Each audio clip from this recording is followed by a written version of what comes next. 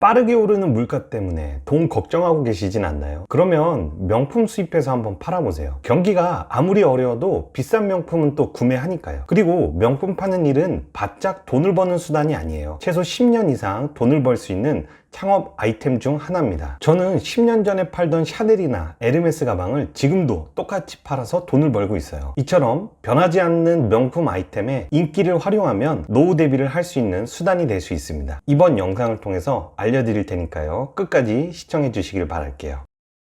안녕하세요. 온라인에서 명품 팔고 있는 메다포입니다. 요즘에는 노후 대비를 30대부터 한다고 해요. 일터에서의 고용 불안이나 시장 경제의 불안정성 때문에 도대체 퇴직하고 뭘로 돈 벌어야 되나 벌써부터 걱정하는 거죠. 얼마 전에 친구들 모임을 나갔는데 나이가 들어서 생산성이 떨어지면 뭐해서 먹고 살아야 되나 벌써부터 걱정들을 하더라고요. 자격증도 딸 수 있고 식당 같은 자영업도 할 수 있는데 저는 온라인에서 명품 파는 일로 노후 대비하는 걸 추천드립니다. 명품 리셀을 추천드린 이유는 명품 아이템이 가지는 세 가지 특징 때문에 그래요. 한번 잘 들어보세요. 그 첫 번째 특징은 지속성입니다. 10년 전에 팔던 명품들을 10년이 지난 지금도 똑같이 팔고 있다는 거예요. 판매 아이템이 안 바뀐다는 건데요. 시대가 바뀌고 유행이 바뀌어도 명품에 대한 사랑은 쉽게 변하지 않습니다. 예를 들면 이런 거예요. 생로랑 지갑이나 구찌 가방, 샤넬 백, 샌린네의 파우치, 이런 제품들은 10년 전이나 지금이나 제품 이름, 디자인, 색상까지 단 하나도 변한 게 없어요. 그냥 똑같이 생긴 제품을 파는 거예요. 가격은 좀 올랐을지 모르지만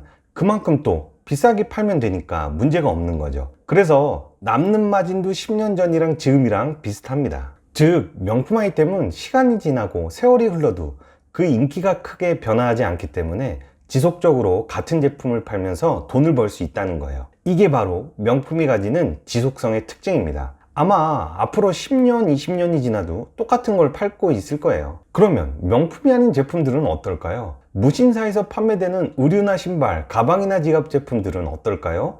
10년 전 제품들을 지금도 사용할 수 있을까요? 10년 전 사진을 한번 보세요. 촌스러워서 지금은 절대 사용할 수 없습니다. 근데 명품은 그게 아니라는 거죠. 10년 전이나 지금이나 디자인이나 색상이 같아도 여전히 비싼 돈을 주고 구매하게 됩니다. 이게 바로 명품이 가지는 힘이고요. 이처럼 명품의 지속적 특징을 활용하면 동일한 제품들을 10년 이상 판매하면서 돈을 벌 수 있습니다. 노후 대비가 충분히 가능하겠죠. 명품 아이템이 갖는 두 번째 특징은 누구나 가지고 싶게 만드는 희소성이에요. 명품은 좀 잘 팔린다고 무한정 생산하지 않죠. 일정 수량만 만들어서요. 시장에 풀린 제품이 수량을 제한하기 때문에 그 인기도를 꾸준하게 유지할 수 있습니다. 만약에 에르메스가 인기가 좋다고 무한대로 제품을 생산해 판매하면 어떻게 될까요? 아무리 에르메스라고 그래도 높은 인기를 유지하기는 어려울 거예요. 가지고 싶어하는 수요보다 공급이 많아지는 순간 브랜드의 가치는 하락하게 됩니다. 이처럼 시장에 판매되는 개체수를 명품 브랜드는 자체적으로 조절하죠. 시장의 제품이 많이 풀렸다 싶으면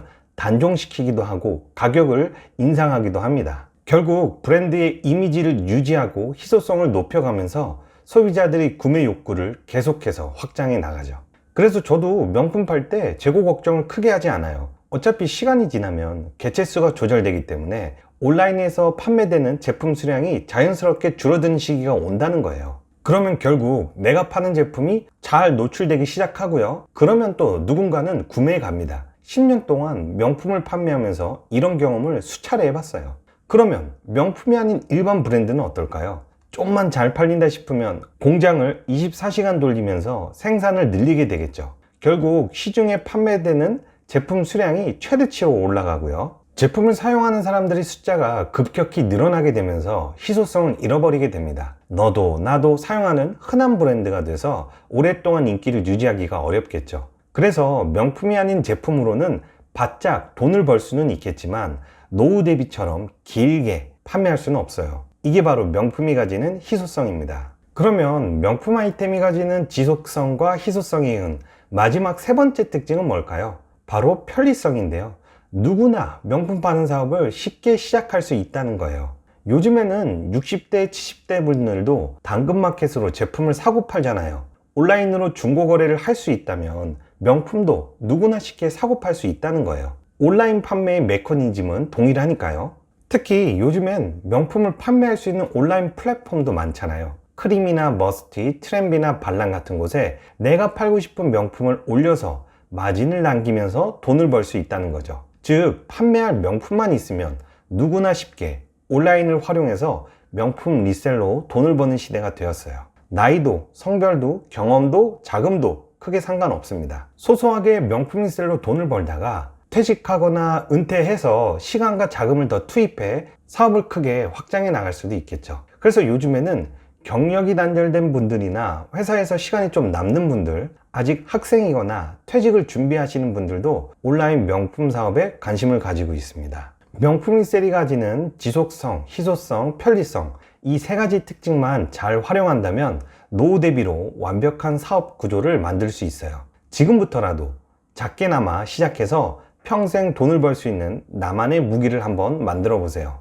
그리고 또 이런 생각이 들 수 있어요. 명품 리셀로 돈을 버는 건 오케이, 노후 대비하는 것도 오케이. 근데 뭐부터 팔아야 되는 거지?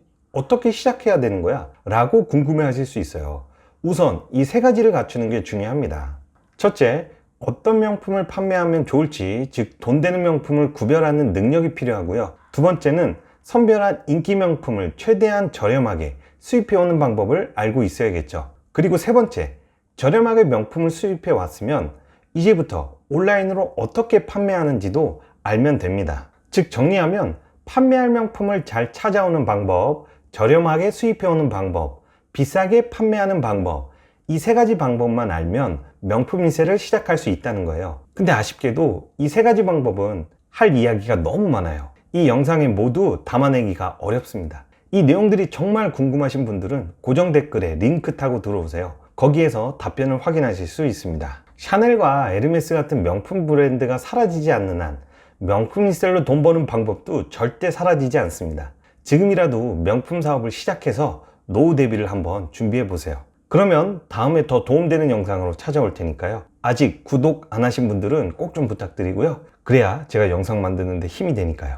오늘도 즐거운 하루 되시고요. 다음에 또 찾아오겠습니다. 감사합니다.